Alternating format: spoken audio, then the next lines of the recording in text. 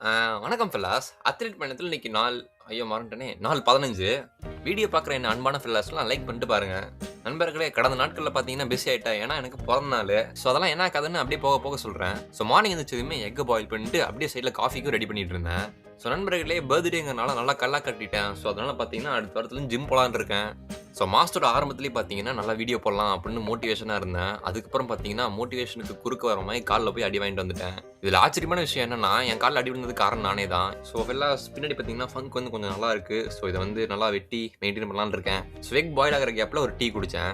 So வழக்கம் போல காலையில என்ன ஆகும் லேட்டா எந்திரிச்சா பவர் கட்டு. ஸோ இன்னைக்கு பவர் கட்டு தான். எனக்கு என்னமோ கவர்மெண்ட் மேல தான் கொஞ்சம் சந்தேகமா இருக்கு. சும்மா சொன்னேன் ஃபெல்லாஸ் ஏதாவது பிரச்சனை எடுத்து விட்டுறாதீங்க. ஸோ அதுக்கப்புறம் இருக்கிற எல்லா மொபைல், லேப்டாப், பவர் பேங்க்லாம் எடுத்து போட்டு எங்க மம்மி கடைக்கு கிளம்பிட்டேன். ஸோ எனக்கு ஏஜ் 18 ஆன காரணத்தினால பான் கார்டு அப்ளை பண்ற வேலையெல்லாம் இருந்துச்சு. ஸோ அதனால போய் சார்ஜ் போட்டுட்டு பான் கார்டு அப்ளை பண்ண போயிட்டேன். அருமையான ஒர்க்க ஒருங்கின நண்பர்களே இவன். ஸோ அதுக்கப்புறம் வீட்டுக்கு வந்துட்டு பொரி பிரசாத்தோட ஆன்லைன் அப்ளிகேஷன்ல ஃபில் பண்ண வேண்டிய வேலை இருந்தது. அத முடிச்சுட்டு மார்னிங் பாயில் பண்ணி எக்க இப்ப சமைச்சு சாப்பிட்டு அது கூட ஒரு டீயும் குடிச்சிட்டு அதோட நாள முடிச்சுட்டேன். அப்புறம் நாளைக்கு பார்ப்போம்.